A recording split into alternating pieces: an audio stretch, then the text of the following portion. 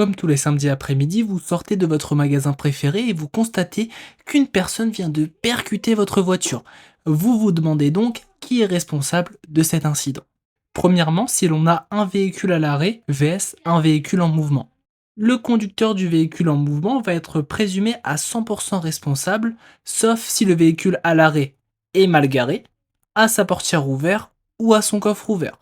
Deuxièmement, un véhicule en mouvement vs un autre véhicule en mouvement. Les règles vont être les mêmes que sur la circulation habituelle, il va donc falloir déterminer qui est responsable.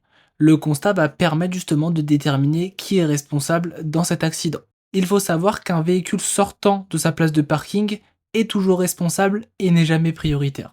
Troisièmement, un véhicule sortant d'un parking vs un véhicule en mouvement. Il faut savoir que le véhicule sortant du parking n'a jamais la priorité et va donc être responsable à 100%.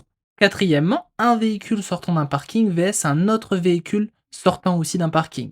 Dans ce cas, la responsabilité va être partagée entre les deux véhicules, soit 50-50. Cinquièmement, il faut savoir quelles vont être les indemnisations.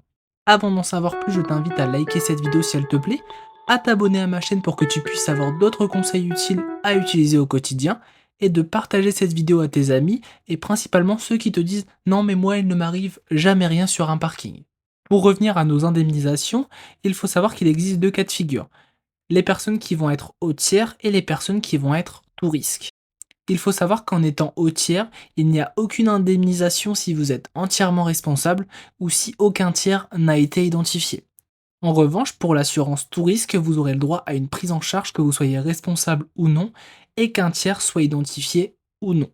Et pour finir cette vidéo, n'hésite pas à me dire dans les commentaires s'il y a des sujets que tu aimerais que j'aborde dans d'autres vidéos. Sur ce, j'espère que la vidéo t'a plu, je te souhaite une très bonne journée et je te dis à la prochaine.